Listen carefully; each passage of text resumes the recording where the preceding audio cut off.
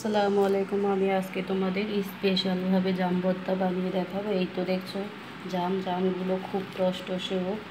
জামগুলোকে আমি প্রথমে কসলাই নিবরণ করে, খুব মজার একটি রেসিপি। জাম ভর্তা খেতে কার কার ভালো লাগে? জাম ভর্তা খুব মজা লাগে আমার কাছে। এই তো বছরের প্রথম খাচ্ছি। বাজার থেকে জাম নিয়ে আসছে অনেকগুলো। বলি এতগুলো জাম কী করবো, একটু ভর্তা বানিয়েও খেয়ে দেখি। জাম ভর্তাটা খুব মজা লাগে। আমি খুব স্পেশালভাবে জাম ভর্তা বানাই। আমার বাবুরা, আমার হাজব্যান্ড খুব পছন্দ করে জাম ভর্তা খেতে আমার হাতে।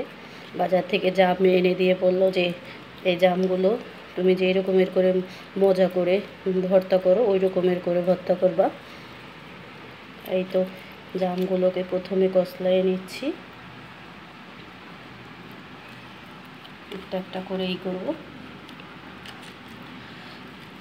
এই তো দেখুন, এই শুকনো মরিচ, সাধারণ লবণ, শুকনো মরিচ, চিনি, একটু লেবু নিয়েছি, এক ফালি লেবু নিয়েছি, কাঁচামরিচ কুচিয়ে নিয়েছি, শুকনো মরিচ, একটু সরিষার তেলও নিয়েছি। খুব সেই স্বাদের জাম ভর্তা যে খাবে। একটু বিট লবণ নিয়েছি স্বাদটা বাড়ানোর জন্য, একটু চিনি নিয়েছি। বাচ্চারা যেহেতু টক ওই রকমের খেতে পারবে না, তার জন্য।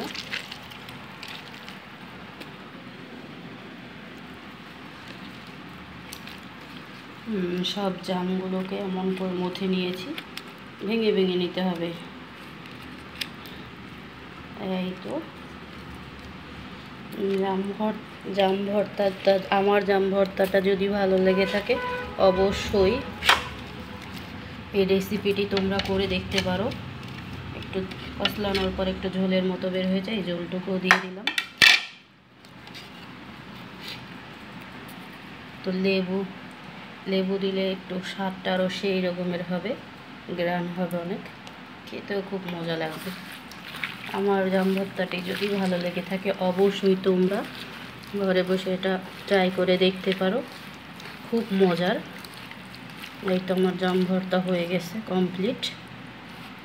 খুব মজার জাম ভর্তা, যে খাবে সে তোমার প্রশংসা অবশ্যই। দেখি তো একটু লবণ পরিমাণ মতো হয়েছে না? এই স্বাদ। তোমরাও চাইলে ঘরে বসে ট্রাই করে দেখতে পারো। আমার ভিডিওটা যদি ভালো লেগে থাকে অবশ্যই লাইক, শেয়ার, কমেন্ট করতে বলবে না, সাবস্ক্রাইব করতে বলবে না। এরকমই নতুন নতুন ভিডিও পেতে আমার চ্যানেলটিকে সাবস্ক্রাইব করবে, পাশে থাকবে। আজকের মতো এখানেই বিদায় নিচ্ছি। Bye bye.